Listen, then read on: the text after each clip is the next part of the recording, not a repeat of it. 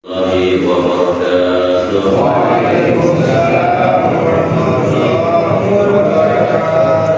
الحمد لله الذي أرسل رسوله بالهدى ودين الحق ليظهره على الدين كله ولو كره الكافرون. أشهد أن لا إله إلا الله وحده لا شريك له وأشهد أن سيدنا محمدا عبده ورسوله لا نبي بعده. اللهم صل وسلم وبارك على سيدنا ومولانا محمد وسلم. رب اشرح لي صدري ويسر لي امري واحلل عقدة من لساني يفقهوا قولي. اللهم انا نسالك الفتوح والنور والرشوق وتوبة النصوح وصلاح الجسد والروح. اما بعد. معاشر الحاضرين والحاضرات رحمكم الله. Sama-sama kita panjatkan segala puji dan puji syukur kita kepada Allah Subhanahu wa taala. Pada malam hari ini alhamdulillah kita masih diberi kesempatan oleh Allah untuk dapat berkumpul di tempat yang kita cintai ini dalam rangka yang pertama thalabul ilmi, kedua silaturahim, ketiga memakmurkan masjid. Semoga setiap langkah demi langkah yang kita lakukan dapat mengukurkan dosa kesalahan kita dan juga dosa kesalahan kedua orang tua kita. Amin ya rabbal alamin. Salawat dan salam semoga selalu tercurahkan kepada junjungan kita Nabi Muhammad sallallahu alaihi wasallam, kepada keluarganya, kepada sahabatnya, kepada para pengikutnya. Semoga kita pun bisa mendapatkan syafaatnya di dunia maupun di akhirat nanti. Amin ya rabbal alamin.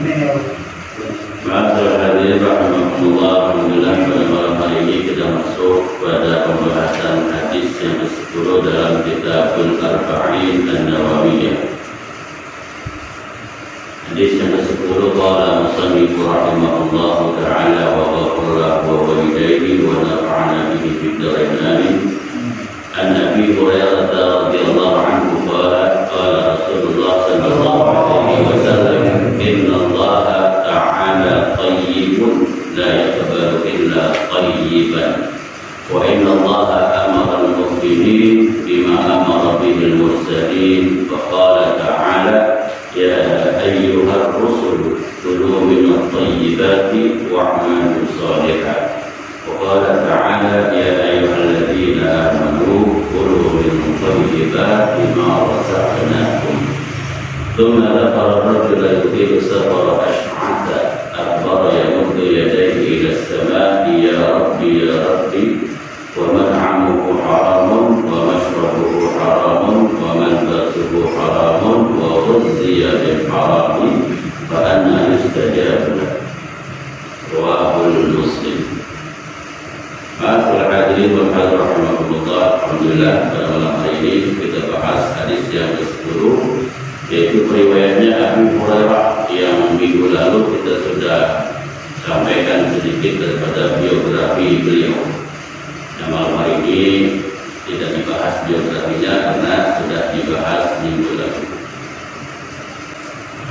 Dan ini diriwayatkan dari sahabat Nabi yang bernama Abdurrahman ibnu Sakhar Ad-Dawsi. Kalau nama terkenalnya itu Abu Hurairah, nama aslinya. Jadi nama artinya Abdurrahman ibnu Sakhar Ad-Dawsi Al-Yamani, itu namanya. Itu diganti oleh Nabi kita Muhammad SAW yang nama aslinya sebelum masuk Islam Abu Syams, yaitu Abdul Syam itu hamba matahari, diganti oleh Rasulullah.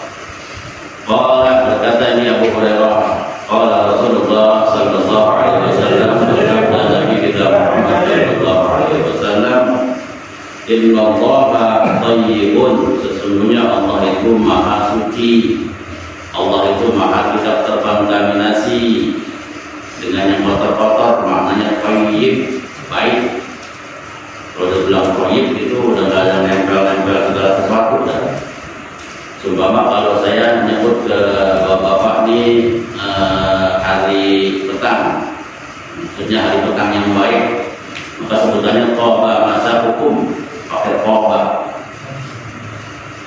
Itu kata daripada tayyib, awal katanya toba. Begitu juga dalam Al-Quran, kalau perempuan yang baik maka disebut fantihu ma qaba lakum minan nisa'i masna wa thulatha wa rubah.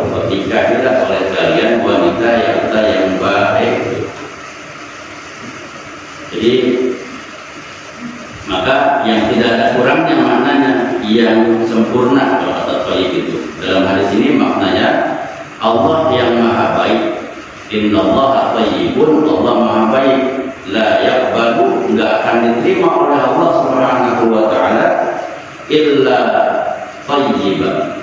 Allah enggak akan menerima kecuali yang baik-baik saja. Karena yang maha baik hanya mau menerima yang baik. Wa inna Allaha amara al-mu'minin bima amara bihil mursalin. Allah memerintahkan orang-orang beriman sama dengan perintahnya kepada para rasul. Jadi nggak ada beda tuh. Maka dalam hadis ini, wahai rasul, makanlah kalian yang baik-baik. Wahai orang beriman, kalian pun sama. Karena tugas rasul menyampaikan pesan Allah kepada orang-orang beriman. Maka kalau Rasul disuruh makan yang baik, maka orang beriman pun disuruh makan yang baik. Allah berfirman, ya ayyuhar rusul, wahai para sekalian Rasul, kulu makanlah min thayyibat, dari yang baik-baik, ma razaqnakum, yang sudah kami berikan kepada kalian. Ada 3 di sini kalimat, innallaha thayyibun la yaqbalu illa thayyiban. Kulu minat thayyibat. Ada 3 kalimat. Allah maha baik, hanya menerima yang baik-baik saja. Ditutup dengan kulu minat thayyibat, makan. Ditutup dengan kalimat makan. Kenapa dengan makan? Karena orang beramal baik kalau dia makan, maka usahakanlah makan yang baik. Jadi pokok utamanya itu, pangkal dari segala sesuatu itu adalah makanan. Nah, jika makanannya baik, insya Allah amalnya pun akan baik. Nah, seperti kita nih malam ini nih, mau meninggalkan rumah, kita tinggal di rumah kita, baik yang jauh maupun yang dekat. Meninggalkan anak istri, alhamdulillah dibawa istri anaknya. Meninggalkan tontonan televisi yang lagi seru-serunya ditinggal. Meninggalkan segala yang nikmat-nikmat, yang enak-enak kita tinggal. Itu dikarenakan pastinya kita makan dari makan yang baik. Insya Allah. Karena mustahil, karena susah bagi orang yang selalu makan haram. Kalau orang yang selalu makan yang nggak baik, makan yang haram, maka hatinya condong juga kepada perbuatan atau amal yang tidak baik. Itu kebalikannya. Maka mudah-mudahan Allah selalu beri kepada kita rezeki yang halal agar kita bisa memakan yang baik. Kenapa makanan ini berpengaruh? Karena hadis-hadis yang lalu pernah kita bahas. Nabi SAW bersabda, "Ala fil jasadi mudghah," itu yang minggu-minggu lalu. Ketahuilah dalam badan ada segumpal darah. Idza salahat salahal jasadu kulluhu. Kalau dia baik itu segumpal darah, yang lain juga akan ikut baik. Wa idza fasadat fasadal jasadu kulluhu. Kalau dia rusak itu segumpal darahnya, yang lain juga ikut rusak. Ala wa hiyal qalbu. Ketahuilah itu adalah hati, jantung. Nah, di dalam jantung itu ada darah. Kalau jantung berhenti berdetak karena dibalut oleh lemak atau saluran darahnya mangkat beku karena ada gula, ada stroke, maka jantung pun itu berhenti. Itu orang bisa mati. Nah, oleh sebab itu di dalam jantung banyak darah. Darah yang haram akan nyemprot yang haram ke mata. Pantas kita pegang Quran juga malas, karena darah itu nyemprot ke mata. Bawaannya lebih condong kita pengen buka Facebook, lebih condong kita pengen buka WA, itu lebih tertarik gitu ketimbang kita mau buka Quran. Bisa boleh jadi ya darah itu nyemprot ke mata kita sebab kita makan yang nggak baik, maka mata nggak mau menengok yang baik. Melesat kalau udah nengok video tuh, video-video yang memang dilarang, maka darah yang haram disemburkan juga ke telinga.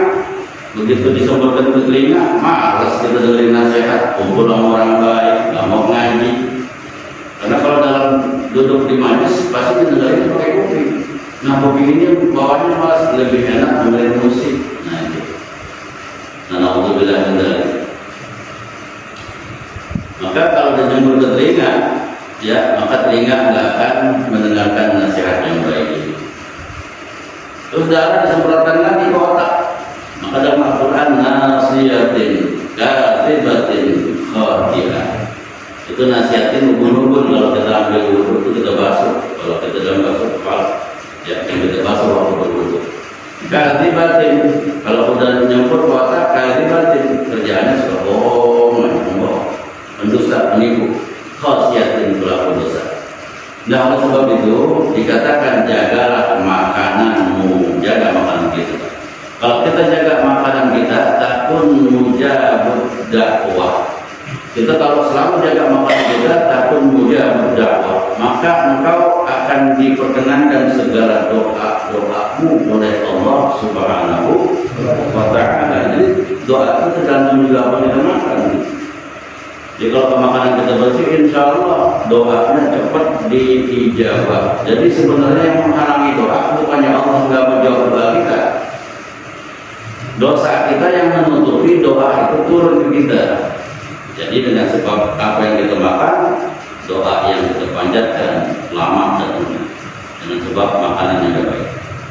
Nah oleh sebab itu, ini penjelasan hadis di ke-10 ini amat penting buat kita. Buat pelajaran dalam kehidupan kita. Jangan menyuapkan makanan haram pada anak-anak kita, karena mereka itu penghuni surga. Kenapa? Fitrah itu anak kita bersih, suci, sesuci Islam. Cuman fa'abawahu, kedua orang tuanya yuhawidani, dia yang berubah menjadi Yahudi. Ini orang tuanya dua-duanya. Au yunasirani, dia merubah menjadi Nasrani dia anak. Au yumajjisani, dia merubah menjadi Majusi. Jadi salah satu orang tua merubah anak menjadi Yahudi, Nasrani, Majusi adalah dengan sebab memberikan makanan dari yang haram. Nah,